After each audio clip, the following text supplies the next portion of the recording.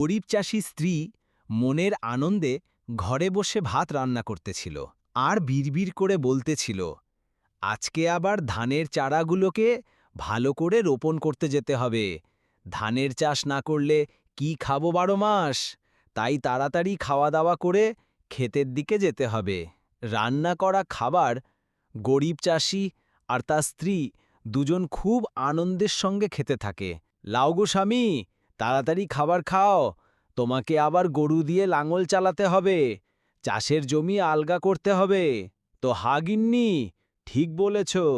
গরিব চাষি রামু, সে তার গরুগুলোকে ছানি আর ঘাস খাবার পর গরুগুলোকে নিয়ে আসে লাঙ্গল চালানোর জন্য। গরিব চাষির গরু যায় আগে আগে, আর চাষি রামু যায় তার পিছনে পিছনে। আর বলেও, রামুর স্ত্রী আর পাশের বাড়ির ললিতা আর আশা, তারা তিনজন কথা বলতে বলতে যে যার চাষের জমির দিকে যেতে থাকে। আর তারা কথা বলতে থাকে, এই শোনো, তোমাদের ধান লাগানো হলো? না, এখনো ৩-৪টে চাষের ক্ষেত বাকি আছে। আমাদেরও ওই একই অবস্থা, চল তাড়াতাড়ি ক্ষেতের দিকে যাই। হাঁ হাঁ চল। গরিব চাষি রামুর স্ত্রী আর তার বোন ধানের চারা রোপণ করতেছিল, আর ওরা দুজন কথা বলতেছিল, এই শোনো, তুমি কি জানো, এই দিকে একটা মস্ত বড় গোক্র সাপ আছে। আগে আমার দাদু বলে দিত। আরে বাবা, সত্যি নাকি? তারপর দেখা যায় সেই মস্ত বড় গোক্র সাপ। তারা ভয়ে কাঁপতে থাকে, আর কাঁপতে কাঁপতে বলে, ওই গো শুনছো, কি বড় একটা গোক্র সাপ আমাদের গিলে খাবে। ওই কথা বলতে না বলতেই তার স্বামী একটা মস্ত বড় লাঠি হাতে নিয়ে সেখানে পৌঁছে গেল, আর বলতে লাগলো, ওই মস্ত বড় গোক্র সাপ তাদের দিকে আস্তে আস্তে করে আসতে লাগলো। যেই গোক্র সাপ এসেছে, তখনই ওই লাঠি দিয়ে ওই গোক্র সাপকে ধানের খেতে খেতে গরিব চাষি রামু মারতে মারতে তাড়িয়ে দিল। চালপা গোক্র, আমার ধানের ক্ষেত থেকে পালিয়ে যা, আর এই দিকে কোনোদিন আসবি না। তারপর সাপ পালায়। রামুর স্ত্রী আবার ধানের চারা রোপণ করতে শুরু করে। নে নে, তাড়াতাড়ি ধানের চারাগুলোকে রোপণ কর, তা নয়তো দেখবি আবার সেই মস্ত বড় গোক্র সাপ হা করে খেতে আসবে। হ্যাঁ, ঠিক বলেছ, তাড়াতাড়ি হাত চালাও। গরিব চাষি তার ক্ষেতের মধ্যে হাল চালাতে শুরু করে দেয়, তার চাষের জমির মাঝে। কারণ অতিরিক্ত বৃষ্টি হলে জল ওই পথ দিয়ে চলে যাবে। এই হালের নালাটা কেটে দিই, আর ভাত আর তরকারি খেতে একটু ধানের চারা রোপণ করব, দেখব পারব কি না। তাড়াতাড়ি চারাগুলো রোপণ কর, রোপণ করা হয়ে গেলে আমরা ফুচকা খেতে যাব। কি সত্যি নাকি?